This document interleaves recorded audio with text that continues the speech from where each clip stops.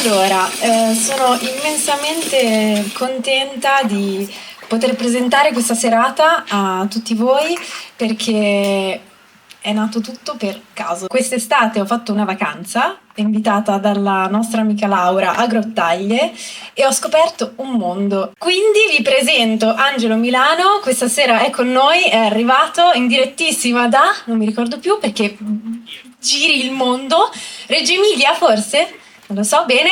Accogliamo Angelo con un applauso. Grazie ancora di essere qui. Eccoci. Dunque, Angelo, fondatore di Studio Cromie, se posso citare Certo. uno studio di serigrafia alla... Cazzo! Perfetto, ci siamo?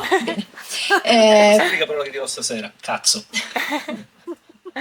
Bene, oltre ad essere fondatore di Studio Cromie, immaginerete, è stato anche fondatore di Fame, un festival di arte pubblica che è nato nel 2008 e si è spento nel 2000. Cazzo. 2012. 2012. Con grande piacere vi presentiamo questo documentario, regia di Angelo Milano e Giacomo Abruzzese, il documentario del 2017. Vuoi aggiungere qualcosa? No, sei bravissimo, sai tutto. Perfetto, visto, mi sono preparata. In realtà di solito mi sembra stupido dire qualsiasi cosa prima del film perché ovviamente non sapete di cosa stiamo parlando e non sapete che anch'io non so di cosa stiamo parlando, quindi guardiamoci il film e poi ne parliamo, si va.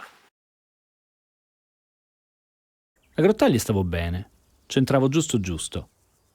Questo posto mi ha offerto da sempre un bene prezioso e sottovalutato, la noia. Dunque, l'inizio del documentario parte con un po' di scene molto tranquille. Un paese del sud Italia, calmo, un tempo a sé stante che scorre lentamente, un po' come Ravenna ogni tanto, no? Poi, bam! Disastro! Questa mi sembra un po' la metafora di fame in generale, cioè il portare delle azioni, delle operazioni violente, ma violente nel senso anche metaforico del termine. Io vorrei capire come è nato tutto quanto. Ma in realtà è da quando sono piccolino, anche molto prima di Fame, che importo energie interessanti a Grottaglie per motivi molto semplici e intuibili, nel senso mi rompo le palle ovviamente e quindi per evitare anch'io di assopirmi o di appagarmi con la bellezza della qualità della vita della Puglia, porto gente interessante. Quando ero piccolino facevo dei festival musicali, dove poi ho conosciuto gli artisti italiani con cui poi ho lavorato. E poi sono inciampato nell'arte visiva, diciamo, no? Perché facevo il grafico ai tempi, quindi mi volevo stampare le copertine dei dischi che realizzavo graficamente e mi sono costruito questo laboratorio di stampa. Ho invitato gli artisti, sono venuti a fare delle stampe così giocose che regalavamo agli amici. Ai tempi non avevo capito che potevo farne un lavoro e quindi dipingevamo in giro sempre per gioco. E poi a un certo punto c'è stato un momento di illuminazione in cui ho capito che poteva anche essere un lavoro o comunque che potevo dargli una forma di festival, perché comunque il festival parte nel 2008 ma già venivano gli artisti a fare disastri giù da me, però lo facevamo perché avevamo voglia di fare in assoluto. E se mi chiedi quando è cominciato il festival è quando ho capito che poteva essere qualcosa di strutturato. Perché fame? Fame perché mi risultava ai tempi interessante, l'altro giorno ci pensavo, ho pensato che era una cazzata, adesso proprio a distanza di 15 anni, però ai tempi mi risultava interessante la differenza di significato perché venivano tutti questi artisti stranieri, americani, inglesi, quindi Fame era fame per loro, che nel mondo dell'arte ha molta rilevanza, diciamo, un discorso di fama, di riconoscimento, eccetera, eccetera, invece da noi io personalmente facevo la fame di cose interessanti.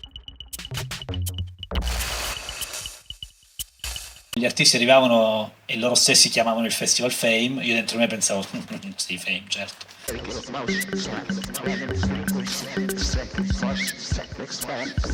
In realtà io ho bisogno di intrattenermi. Io che pensavo che fosse tutto grazie a tua mamma che cucinava cibo in giro. Quella è stata una rima non voluta ma effettivamente presente, perché poi uno dei tranelli più frequenti nei confronti di questi artisti che ai tempi erano già abbastanza come posso dire, ricercati, la gente li voleva, li chiamava, faceva, era la cucina di mia mamma. Cioè, tant'è, fra di loro c'era questo passaparola, facevano vai, vai, anche se Angelo è un disastro, vai, ti preoccupare perché si mangia benissimo. I had a food appreciation love affair with your mom. She just cooked the best food. Io poi vorrei sapere anche com'è cambiata la reazione, perché all'inizio dici i tempi di reazione della comunità grottagliese erano molto lunghi. Mhm. Com'è cambiata la percezione all'interno della comunità grottagliese, ma non solo, perché poi appunto il festival è diventato un caso internazionale, quindi Mhm. attraeva anche gente sia dall'Italia ma anche da fuori. No, i tempi erano sempre lunghi, però la cosa che mi incuriosiva, la cosa che mi disturbava era che, come cerco di dire nel film, non so se si capisce, che si era perso il senso critico. Noi a Grottaglie, o comunque nel sud Italia in assoluto, viviamo questo piccolo complesso di sudditanza proprio, nel senso che siamo al sud e qualsiasi cosa succede fuori è meglio di quello che succede da noi, che questo penso sia un discorso applicabile a tutta la provincia, però da noi in particolare mi sembra che quando uno di noi se ne va a Parigi a fare il parrucchiere in periferia, sfruttato da non si sa chi, eccetera, eccetera, in paese però si dice, però quello sta a Parigi, come se avesse svoltato, come se avesse fatto qualcosa di grande, quindi torna a Grottaglie e lui è quello che sta a Parigi, no? Quindi quando il festival aveva raggiunto una, come posso dire, una reputazione così favorevole fuori, perché se ne parlava in televisione, se ne parlava sulle riviste, anche riviste di un certo livello, raccontavano di questa esperienza grottagliese come una roba all'avanguardia, super positiva. I grottagliesi non hanno più potuto esercitare il loro giudizio reale e si è creato un consenso mutuo, nel senso che tutti dicevano che bello, che bello. Tant'è che, come faccio nel film, a un certo punto abbiamo cominciato a fare lo schifo più assoluto per vedere se finalmente qualcuno diceva "Ah, oh, aspetta un attimo che state facendo", e invece no. Cioè addirittura uno gli abbiamo smerdato casa, quello tutto nero, quello dove siamo tutti vestiti di nero, eh. Arriva lui e dice: è bello, sembra bello, grazie. Porca troppo, come sembra bello? E sono stato contentissimo di averlo filmato proprio perché mi sembrava di impazzire. Ma me lo sto vedendo solo io, che si sono rincoglioniti tutti, o cosa? Addirittura veniva la polizia, anche la polizia non ci poteva più dire niente. Se ne venivano e facevano: ci hanno chiamato, scusa, noi non vorremmo intervenire, però ci hanno chiamato. E io che gli dicevo: andatevene. E loro, sì, sì, e se ne andavano. Cioè, quindi per me aveva perso completamente senso in quel momento quando la reazione del pubblico era diventata acritica completamente, perché per me lo scopo vero era divertirmi, no? Quindi se manca l'interlocutore che faccio? Me la racconto da solo e non ha più senso. E quindi mi ero annoiato. Ma sotto i sacchetti neri c'eri tu? No, sotto i sacchettini c'era Boris, l'artista che stavo filmando in quel momento. Era un artista tedesco che è severamente autistico e davvero ha difficoltà ad esprimersi, quindi si esprime col corpo, così fa queste robe qua, è troppo interessante, un tipo che veramente non parla. E quindi quando fa queste performance dice quello che vuole dire in questo modo qua. Tipo vestendosi di sacchi di immondizia andando in giro per un paese di 30.000 abitanti. È entrato in chiesa, non so se avete notato. Personaggio interessantissimo. Vive da 20 anni a Barcellona, non parla una parola di spagnolo. Eccezionale per quanto mi riguarda. Aspetta, l'ho conosciuto, mi interessa raccontarvelo tutto a sto punto. Io e lui al ristorante, uno seduto di fronte all'altro, io che gli facevo le domande, lui che mi guardava così, con questi occhi giganti, e non mi rispondeva. Allora io nell'imbarazzo passavo alla prossima domanda, passavo alla prossima e parlavo solo. Eccezionale. Come l'hai invitato? È perché mi sembrava interessante una forma umana di quel tipo, no? Quindi a gesti. Sì, sì, a gesto. No, l'ho invitato, gli ho detto proprio, gli ho mandato una mail, poi ho capito anche che forse ero io che ero veloce, perché se gli davi 5-6 secondi di silenzio poi la risposta arrivava. Però letteralmente 5 secondi, proprio fammi una domanda e mi sto 5 secondi zitto. Cioè, è imbarazzante. Come i tempi di reazione. Così, infatti, proprio quelli. Senti, quindi nel momento in cui hai poi invitato gli artisti anche importanti, J.R., Osemeus, eccetera, come ha funzionato? Ha funzionato? Li conoscevi già? O è stato un passaparola? Allora, anche quello cercavo di dirlo nel film, poi ovviamente in un'ora non puoi dire tutto. La cosa interessante secondo me è che la maggior parte degli artisti li ho conosciuti con le altre cose che facevo prima, che facevo questi festival musicali, principalmente punk, diciamo in campagna, proprio in mezzo ai trulli. Perché? Perché in Italia ai tempi tutta la scena come posso dire, di controculture o comunque di fenomeni artistici underground, passatemi il termine orribile, era tutta relegata a questi contesti di posti occupati o di centri sociali, robe del genere. Quindi in questi posti ci andavano tutti quelli reietti che non sapevano dove sbattere la testa, ovvero chi suonava un genere che non aveva potenzialità commerciali o di essere compreso dalla maggioranza, chi faceva robe artistiche che non erano necessariamente in linea con quello che vorrebbe l'accademia, o eccetera, eccetera, o appunto le gallerie, le robe del genere.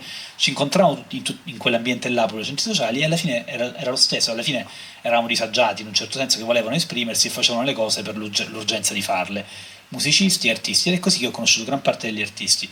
Quando tu mi parli di quelli famosi è una fase già successiva in cui le entità, diciamo, del mainstream, che possono essere musei, gallerie, fiere, robe del genere, comprese istituzioni o amministrazioni, quant'altro, si sono accorti di questi ragazzacci di questo sottobosco che facevano queste robe che erano interessanti e hanno cominciato a prendersi uno a uno, a corromperli, diciamo, cioè proprio a farli saltare sulla barca più grossa e abbandonare una scena che era completamente autogestita, autofinanziata e autosostenibile. Se li sono presi e li hanno portati in questi sistemi economici, diciamo, che sono le gallerie, i musei, le robe varie.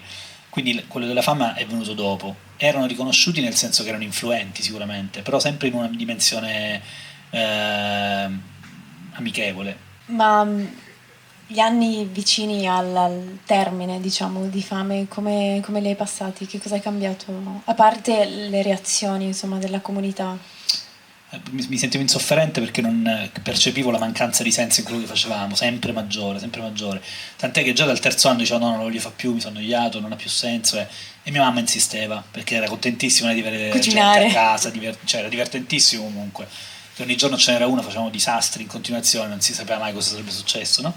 Quindi devo ammettere che l'ultimo anno l'ho fatto proprio per lei, o comunque per chi c'era attorno, eccetera, eccetera. Però percepivo una mancanza di senso. Poi a me, io vado a quinquenni, mi sono accorto poi nella vita, faccio una cosa per 5 anni, poi ne faccio un'altra e tendo a dimenticarmi quella precedente o a chiuderla e sigillarla e non volerla mai più vedere. Infatti questo film serve per me a non essere quello del festival, cioè si vede che è un capitolo chiuso, adesso faccio altre cose e la gente non dovrebbe chiedermi del festival. Se me lo chiedo gli mando il link al film, tutto a posto, non devo parlarne. Invece. E invece ogni tanto capita, sì. Però questo perché mi interessa andare in giro a conoscere le altre realtà. Questa è la scusa, questo è il mio biglietto per andare qui e lì. Grazie per avermi invitato, è un piacere. Di essere venuto. Perché poi non ho finito la storia che stavo raccontando prima. Siamo state a Grottaglie, io e Alessandra, e Laura ci ha portato a Studiocromie, un posto che non conoscevo. E sono entrata in questo spazio incredibile. Sono rimasta stupita dallo spazio, appunto, dalla mostra che in quel momento era allestita una personale di Paul Kremer, e da questi infissi arancioni pazzeschi. Come lo spazio si è evoluto, perché non sei sempre stato lì. No, prima ero in un'altra galleria che è quella che avete visto nel film, in prestito. Questa è una cosa a cui tengo particolarmente. Secondo me l'unica cosa che posso regalare io alla gente, soprattutto i più giovani che magari sono un po' disorientati, specialmente in questo periodo storico, è l'esempio di fare le cose anche senza mezzi. Nel senso, la galleria, ho rotto così tanto il cazzo ai proprietari che me l'hanno prestata.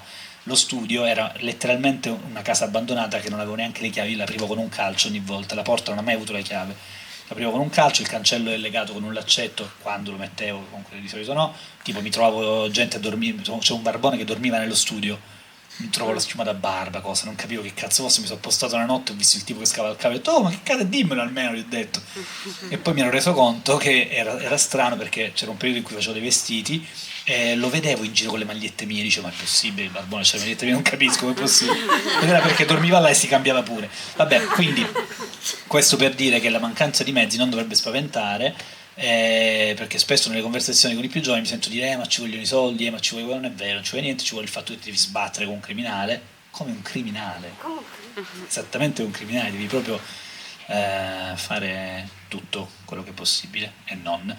La domanda era però? No, ma hai risposto, direi. Sì, davvero? Sì. Incredibile.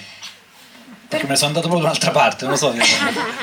Ah no, sai, si è cambiato. No, adesso la galleria invece è un posto fighetto che ho comprato perché nel frattempo abbiamo fatto i soldoni vendendo i quadri e qua mi contraddico dicendo che gli artisti sono puttane e alla fine non mi è fregato niente, sai che c'è? Adesso faccio anche io il gioco e l'ho fatto a modo mio, nel senso che invito gli artisti che mi piacciono e abbiamo eliminato la dimensione... Cos'era? WhatsApp. Non lo so. Dal ok. PC, sì. Abbiamo eliminato la dimensione pubblica di quello che facevamo col Non scrivetemi, festival. raga, scusate. In mezzo. Vabbè, allora. Abbiamo eliminato la dimensione pubblica delle attività come il festival, che era molto interattivo con i locali, eccetera, eccetera. Ci siamo ritirati a dimensione privata, mi sono ritirato a dimensione privata. E c'è una galleria come tutte le altre dove invito gli artisti, facciamo le cose, le facciamo molto alla cazzo, quindi non è proprio come le altre. Poi ci sono solo io nella galleria, quindi comunque è una follia, diciamo, anche per le altre operazioni che succedono, perché faccio un festival musicale, faccio anche altri eventi, eccetera, eccetera. Però fortunatamente gli artisti sono da un certo punto molto avviati, alcuni di loro, e quindi vendiamo tantissimi soldi. Ho potuto comprare la galleria. Ho comprato la galleria, ho comprato lo studio di fronte, che lo studio di fronte che dicevi tu, le infissi arancioni, l'ho fatto strafighetto proprio totale, con il magazzino, con l'archivio, Bellissimo. delle tele, proprio altri livelli. Sono molto contento, onestamente, non tanto per una questione estetica, ma perché nello studio precedente era pieno di topi, ed era vero, che mi guardavano stampare o cagavano sulle stampe, o si mangiavano le stampe, tutte quelle che poi ho spedito alla gente erano con la cacca di topo spolverata da sopra. E quindi adesso mi sento in una condizione un po' più salubre, non è più ultra umido, quindi posso conservare quello che è rimasto della mia schiena e andare in pensione. Non so dopo questa serata, perché qua... No, quanto a posto, figurati. No, per me è molto interessante questa cosa della riscoperta di luoghi, perché appunto siamo qui nella Darsena di Ravenna, per cui penso che questo si possa tranquillamente riflettere all'interno dello spazio e del contesto che stiamo vivendo questa sera. Certo. Bene, io direi che ci sono. Grazie. A te, È stato grazie mille a bello. voi.